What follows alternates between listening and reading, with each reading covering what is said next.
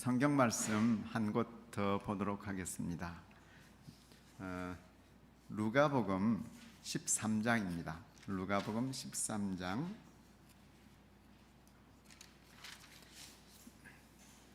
6절부터 9절 말씀까지 한 번 더 보겠습니다. 열매 맺지 못하는 무화과 나무. 예수께서 그들에게 다음과 같은 비유를 들어 말씀하셨다.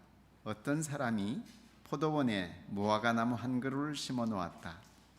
그 나무에 열매가 열렸나 하고 가보았지만 열매가 하나도 없었다. 그래서 포도원 지기에게 내가 이 무화과 나무에서 열매를 따볼까 하고 벌써 3년째나 여기 왔으나 열매가 달린 것을 한 번도 본 적이 없으니 아예 잘라버려라. 쓸데없이 땅만 썩일 필요가 어디 있겠느냐 하였다. 그러자 포도원 지기는 주인님, 이 나무를 금년 한 해만 더 그냥 두십시오. 그동안에 제가 그 둘레를 파고 그름을 주겠습니다. 그렇게 하면 다음 철에 열매를 맺을지도 모릅니다. 만일 그때 가서 열매를 맺지 못하면 베어버리십시오 하고 대답하였다. 아멘. 네, 산남교회 교회 여러분 반갑습니다.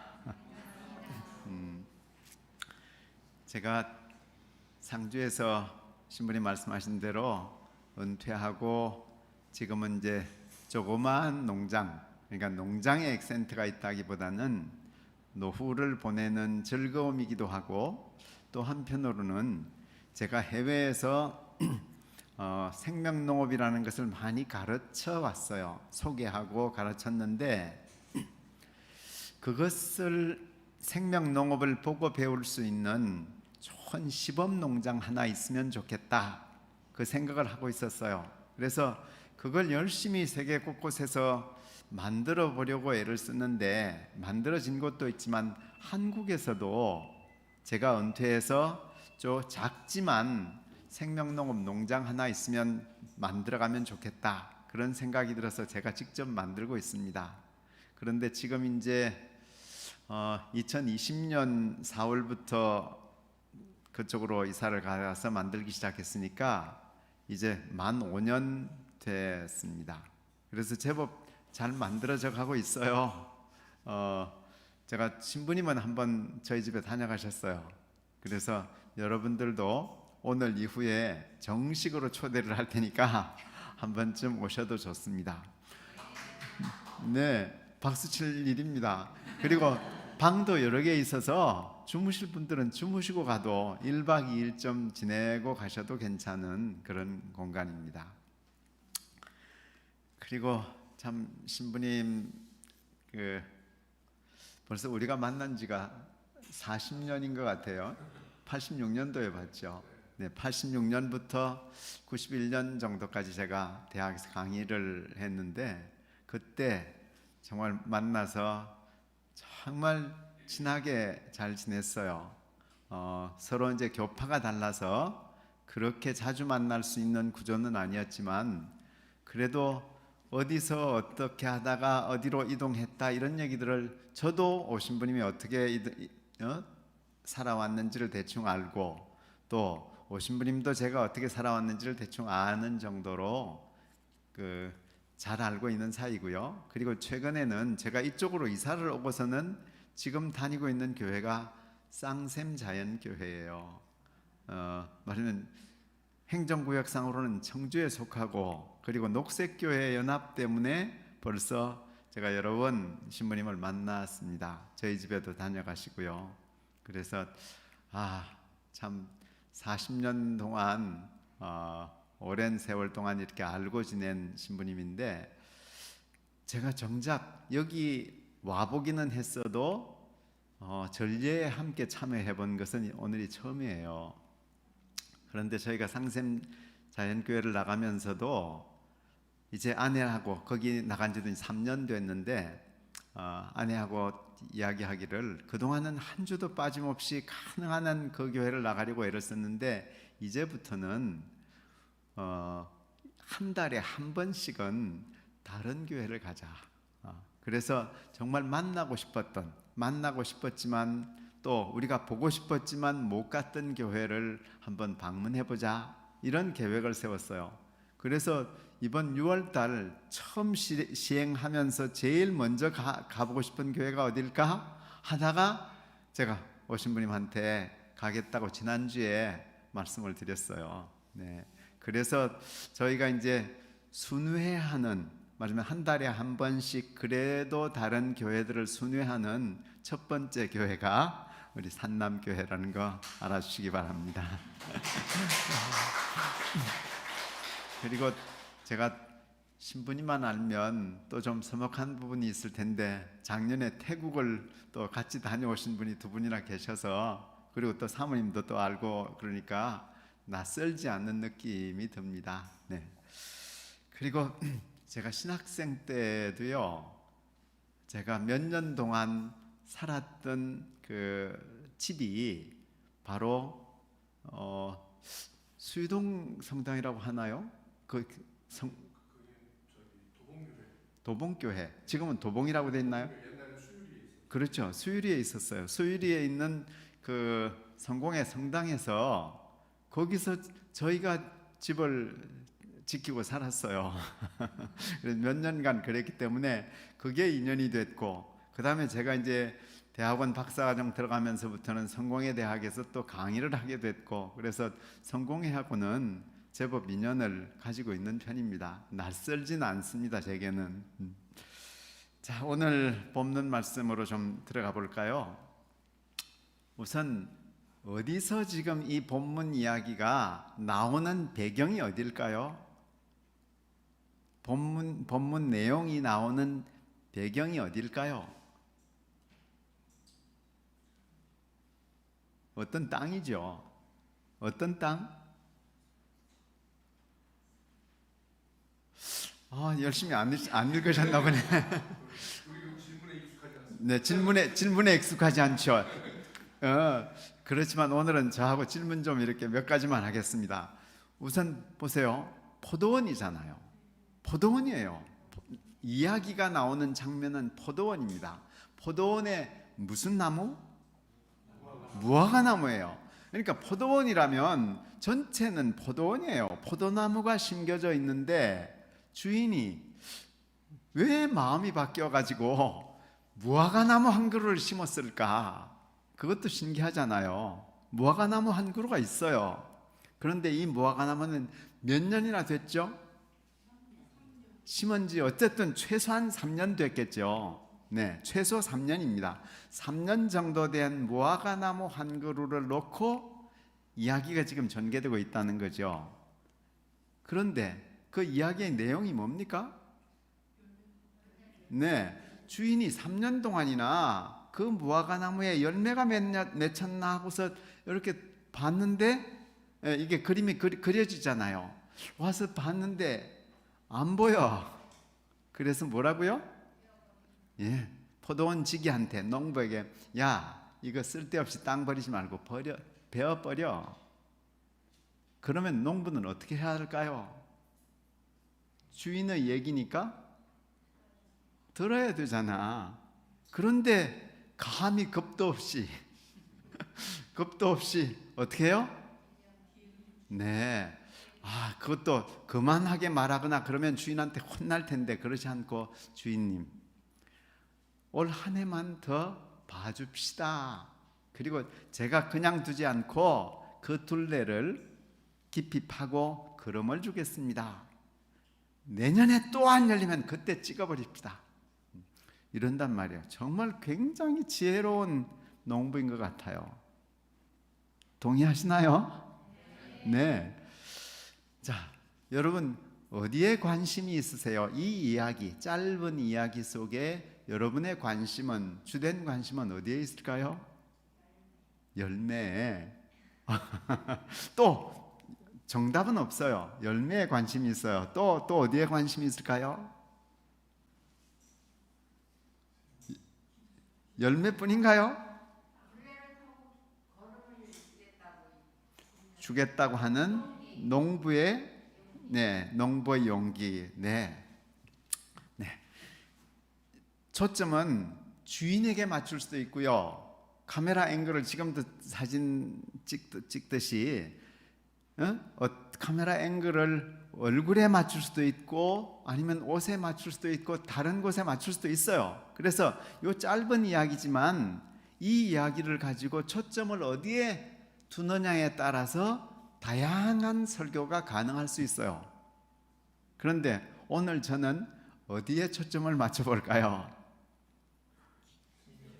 네, 농부에게 맞출 거예요. 농부에게 맞추는데 보조적으로 그 무화과 나무도 이렇게 생각을 해보겠습니다.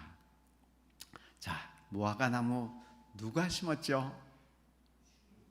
주인이 심었을까요? 농부가 심었겠지요. 심는 것도 땅 파고 묘목을 갖다 심는 것도 아마 농부였을 것 같아요. 주인이 열심히 일하는 사람이라면 어떨까요? 자기가 찍어버리면 돼요. 자기가 톱으로든 아니면 도끼로든 낫으로든 찍어버리면 그만인데 자신은 안 해. 그리고는 농부에게 명령하죠. 야, 찍어버려. 그러니까 분명히 그걸로 유추해 보건데 심는 것도 농부가 했을 것 같아요. 그렇죠? 네, 농부가 심고 물 주고 가꾸었어요. 매일같이 함께 농부와 무화과 나무는 함께 살았던 것 같습니다. 포도원 지기라고 하는 뜻은 뭐예요? 단순한 농부가 아니라 포도원에 집 한 채도 있을 것 같잖아요. 분위기로 봐서는 포도원 지기니까 포도원을 지키는 사람, 그러니까 집이 있든 없든 간에 매일같이 포도원에 나와서 농사를 하고 또 그 무화과 나무를 바라보면서 아, 예쁘게 자라고 있구나 라고 생각한 사람도 농부일 것 같습니다. 무화과 나무는 어땠을까요? 야, 농부가 나를 위해서 새로운 터전을 하나 마련해 주었어. 그렇지만 농부에게만 고마운 게 아니라 그 땅의 주인인, 나무의 주인일 수도 있고 땅의 주인인 그 주인이 자기를 위해서 배려해 준 것, 심도록 허락해 준 것, 심으라고 명령해 준 것 얼마나 고마워요. 그래서 주인을 보는 것도 참 좋았을 것 같아요. 그렇지 않습니까? 그래서 농부하고는 일상적으로 참 가깝게 매일 농부의 얼굴을 보는 것이 즐거웠을 것 같습니다. 그런데 어느 날 보니까 주인이 왔어요. 주인이 막 다가옵니다. 그래서 무화과 나무는 어땠겠어요? 주인이 다가오니까 열심히 아마 인사했을 겁니다. 주인님, 안녕하세요. 그동안 잘 지내셨어요?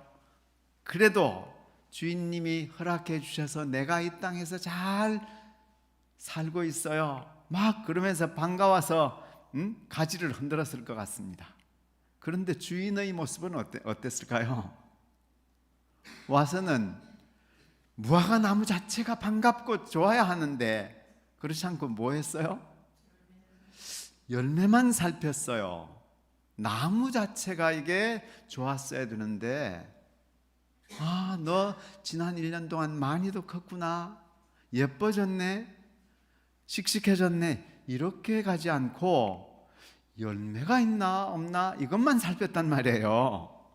그리고 그 다음에 또 1년쯤 지났을 때 막 무화과 나무는 주인이 오는 것도 반가워서 또 막 가지를 흔들었을 텐데 주인은 여전히 똑같았습니다.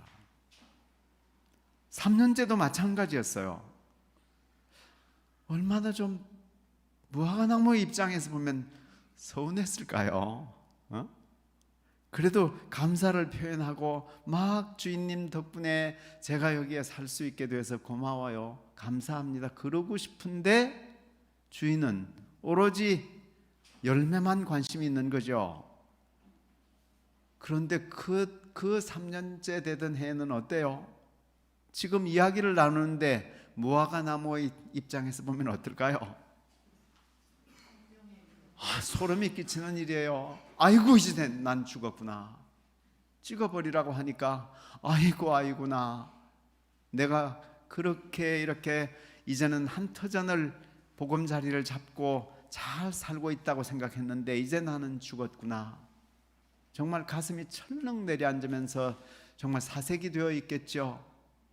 그런데 농부가 참 지혜롭게도 주인님 한 해만 더 참아주세요. 한 해만 더 참아주세요. 그러면 제가 그 둘레를 파고 그름을 주겠습니다. 내년에 찍어버리세요. 내년에도 열리지 않으면 어떻게 됐을까요? 그 이유를 생각해 보십시다. 어떻게 됐을까요? 열매가 맺혔을 것 같아요. 제가 초보 농부일 때 저도 그런 실수를 했습니다. 주인은 보니까 제가 농부가 되고 보니까 대학에서 가르칠 때는 이런 장면이 안 보였어요. 가르칠 때는 이 장면이 정확하게 안 보였는데 제가 스스로 농사를 짓다 보니까 이런 장면이 보이더라고요. 어떻게? 저도 처음에 제가 땅을 한 1000평쯤 사고 나무를 70그루 정도를 심었어요. 그것도 10종류의 과일 나무를 복숭아, 포도, 자두, 해서 사과 내가 심을 수 있는 묘목상에서 사다가 심을 수 있는 만큼 10종류를 한 5그루씩, 3그루씩 이렇게 해가지고 다 70그루 정도를 심어놨어요. 그랬는데 심은 첫 해에 열매가 열리는 줄 알았어요. 어떨까요? 안 열렸어요. 둘째 해 열렸을까요? 안 열렸어요. 셋째 해는 열렸을까요? 아이, 정답이세요. 70그루 가운데 복숭아 2그루만 딱 열매를 달았더라고요.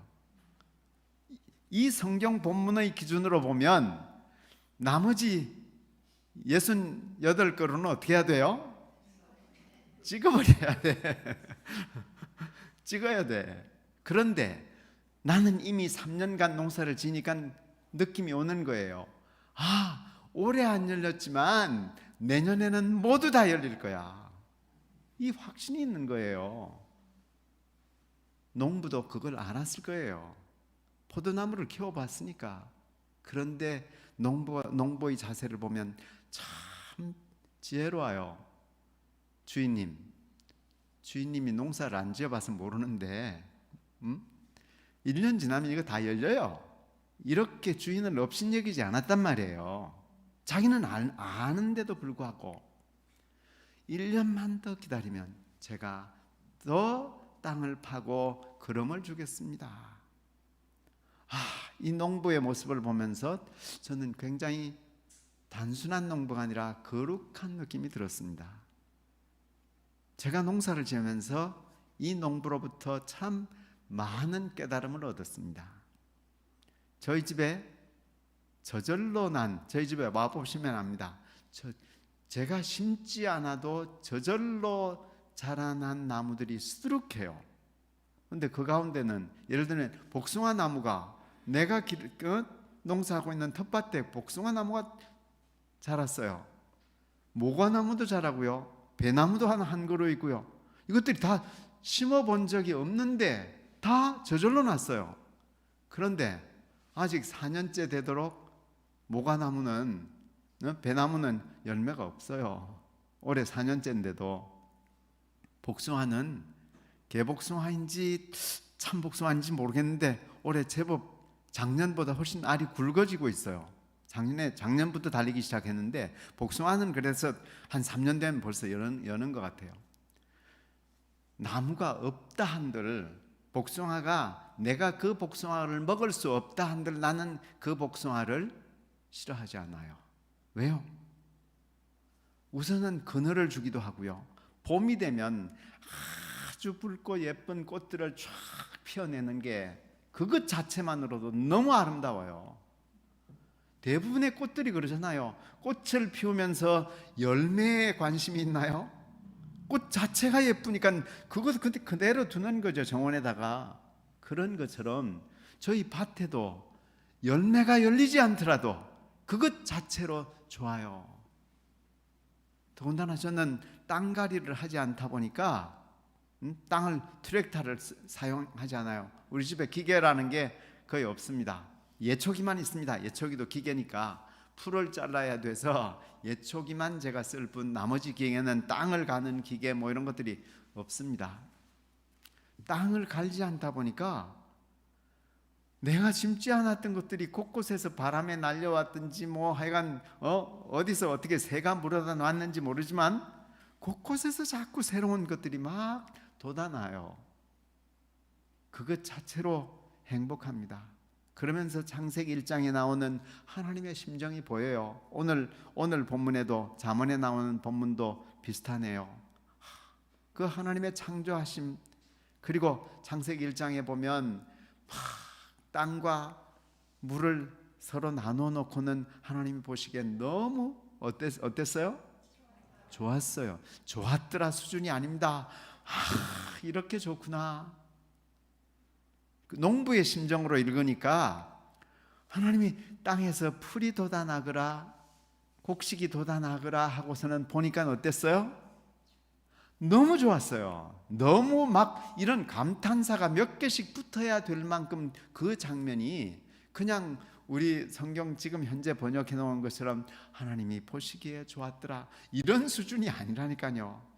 이렇게 좋아, 이렇게 예뻐. 그래서 저도 저절로 돋아나기도 하고 제가 씨앗으로 심어 놓은 것들이 막 돋아나는 걸 보는 것부터가 벌써 큰 기쁨이에요. 나무가 한 해 한 해 달라지면서 자라는 모습을 보면서 정말 느낌이 달라요. 어제 아내랑 둘이서 열심히 매실 땄습니다. 지금 이제 매실 딸 때인데요. 와, 생각보다 매실이 작년보다 훨씬 더 많이 열렸어요. 와, 그것들이 정말 하나하나 굵직굵직해지는 모습, 이런 것들을 보면서 얼마나 그 매실나무가 사랑스러운지 몰라요. 열매가 있어도 사랑스럽고 없어도 성장하는 것만으로도 좋아요. 자, 오늘 제가 말씀드리려고 하는 게 뭘까요? 지금 우리는 지구촌 기후위기 속에 살고 있습니다. 이 기후위기를 극복하는 것, 이 노력을 기울이지 않으면 우리는 앞으로 살아가기가 힘들 거예요. 여기 계신 분들뿐만 아니라 우리 자녀들이 계속해서 살아갈 수 있는 지구촌을 만들어가는 것이 신앙인으로서의 우리의 과제라고 생각합니다. 저는 제가 생명농업 무엇 때문에 하는지 아세요? 시범농장을 왜 만들려고 할까요? 그것은 농업이 지구촌 기후위기로부터 기후위기를 만들어내는 주범 중에 하나예요. 농업이 차지하고 있는 기후위기를 이산화탄소를 발생시키는 율이 지금 20% 정도예요. 굉장해요. 어디서 제일 많이 발생할까요? 농업 중에서 어디에서 이산화탄소가 제일 많이 발생할까요? 축산업? 네, 축산업도 있습니다. 또 땅 갈아엎을 때예요. 땅을 갈아엎을 때 뭘 쓰죠? 대형 트랙터를 써요. 그것이 엔진이 돌아가면서 내는 이 이산화탄소가 엄청나고요. 그 다음에는 또 어디서 나올까요? 땅 속에 그동안 식물들이 다 탄소 동화작용을 통해서 땅 속에다가 다 꼭꼭 저장해 놨던 그 탄소가 땅갈이를 하는 순간 이게 다 방출돼 버려요. 이걸로 인해서 어마어마한 이산화탄소가 발생하고 있습니다. 그런데 농업의 방식을 바꾸기만 하면 기후 문제의 해결자가 될 수도 있어요. 해결 방안이 될 수도 있습니다. 지금 우리는 우리가 발생시키는 이산화탄소를 줄이자는 운동을 주로 열심히 하잖아요. 그런데 줄이자가 아니라 어떻게 하면 돼요? 더 많은 사막에다가 열대우림을 베지 않고 더 많은 나무를 심어 놓게 되면 누가 해결자예요? 초록이 해결자입니다. 초록이. 지금 점점 지구촌에 나무는 점점 줄어가고 있거든요. 저는 아프리카에서 오래 활동을 했지만 아프리카 항공 사진을 촬영해 보면 40년 전에 비해서 지금은 아프리카 밀림도 없어요. 아프리카 밀림의 나라일 거라고 생각하는데 아프리카 가서 살아보면 밀림을 보기가 어렵습니다. 거의 준사막화되어 가는데 40년 전에 비해서 지금은 80%의 숲이 사라졌어요. 지금도 꾸준히 사라져가고 있습니다.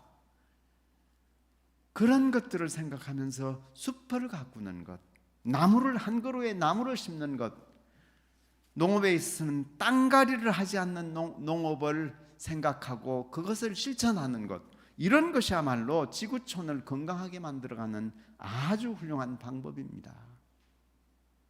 제가 저절로 자란 나무들 열매 맺지 않지만 그대로 두는 이유가 뭘까요?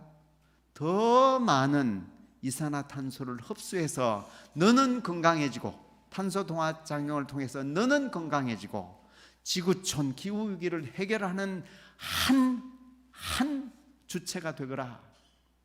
난 작물들에게도 열심히 땅갈이 하지 않으면서 어떻게 솟아나든 간에 잡초들을 그냥 대부분 내버려 둡니다. 그래서 사람들이 보기에는 잡초를 열심히 키우네 라고 생각하지만 잡초밭이야, 곡식밭이야 그렇게 생각하지만 어느 날 가보면 깨끗하게 잡초는 사라지고 곡식이 또 자라고 있는 걸 볼 수 있습니다. 예를 들면 바로 엊그제 아내랑 둘이서 땅콩밭을 김을 맸습니다. 왜? 그동안은 잡초가 우거져서 그게 땅콩밭이라고 알고 있는 사람은 저뿐이었거든요. 그런데 그걸 김을 메고 나면 땅콩만 남아요. 왜 잡초를 그냥 뒀을까요? 땅콩이 그동안 발화돼서 요만큼 나올 때까지는 잡초가 있어도 괜찮아요. 그 잡초가 탄소 동화 작용을 좀 더 할 수 있을 때까지 내버려 둡니다. 저는 저희 집에 가면 제법 풀들이 많아요. 근데 그 풀들이 작물에 방해가 되지 않는 한 그냥 둡니다. 작물에 방해가 되지 않는 한. 그러니까 그 뜻이 뭔지 알겠죠? 제 목표는 생명농업 시범농장을 만드는 것이기도 하지만 더 정확하게 제가 농사를 하는 목표를 이야기하라면 지구촌 기후 위기 문제를 해결할 수 있는 농업을 사람들에게 알리고 싶고 보여주고 싶은 겁니다. 말하자면 이 농부도 이때는 지구촌 기후 위기 문제가 나오지 않았지만 생명을 아끼고 사랑하는 이 마음은 우리에게 전해지잖아요. 주인의 명령을 들으면 그만일 텐데 내년에 분명히 그 다음 해에 열렸을 거예요. 열리면 무화과 나무가 열매가 열리면 그 무화과는 누구의 것이 될까요? 주인이 갖고 가겠죠. 자기 아들 주거나 딸 주거나 이렇게 주인에게 몫이 될 거예요. 따는 수고도 그가 해야 될 거예요. 그렇지만 그런 것이 중요하지 않습니다. 저는 그래서 또 한 가지만 말씀드리고 이제 마치려고 그럽니다. 저는 농사가 참 즐거워요. 일하는 것 자체가 즐거워요. 가지, 죽어가는 가지들 내가 미리 잘라줘야 되는 그런 가지 하나를 다듬으면서 나무가 바람이 잘 통하고 막 이렇게 좋아하는 모습들을 보고 목말라 하는 친구를 물을 내가 주물어서 그 친구가 기뻐하는 모습을 보고 이런 것들이 너무 행복해요. 제가 차이는 저 많은 일들을 힘들어서 어떻게 해요? 그럴 수 있을 만큼 제가 일을 하는 편인데 그러나 그것 자체를 즐겁게 하다 보니까 제 인생에서 제가 지금이 제일 건강하다시피 할 만큼 왜? 마음이 즐겁고 즐거운 일을 하고 있기 때문에 그래서 피로도가 훨씬 덜한 것 같아요. 제 이야기를 하자고 하는 것이 아닙니다. 여러분, 우리가 정말 이제는 누구나 기후위기에 대한 경각심을 가지고 살아가지 않으면 안 되리라고 생각합니다. 내가 자동차를 덜 타고 이산화탄소를 덜 발생시키고 소비를 줄이고 하는 이런 것들은 이미 녹색교회들은 잘 실천해가고 있는 내용이라고 생각합니다. 그러나 우리만이 아니라 세계의 많은 사람들이 그런 마음으로 살아갈 수 있도록, 그렇게 생명을 사랑하는 신앙인이 될 뿐만 아니라 다른 사람들도, 신앙인이 아닌 사람들도 그렇게 살아갈 수 있도록 돕고 권유하고 함께 멋지게 잘 사는 지구촌을 만들어가는 것이 우리의 신앙인으로서의 우리의 과제가 아닐까 생각합니다. 이 정말 한 생명을 사랑했던 농부처럼 우리 모두가 이 지구촌을 사랑하고 생명을 사랑하는 아름다운 신앙인들 되시기를 기원합니다. 네, 잠시 기도하겠습니다. 사랑의 하나님, 감사합니다. 오늘 산남교회에서 함께 하나님의 말씀을 나눌 수 있게 허락하신 것 감사합니다. 오늘 본문 말씀처럼 그 생명을 사랑하는 농부처럼 우리도 진정으로 참 생명을 사랑하는 참된 신앙인이 될 수 있도록, 그래서 이 지구촌이 하나님이 보시기에 아름다운 세상 만들어가는 저희들 되게 하옵소서. 예수님 이름으로 기도드립니다.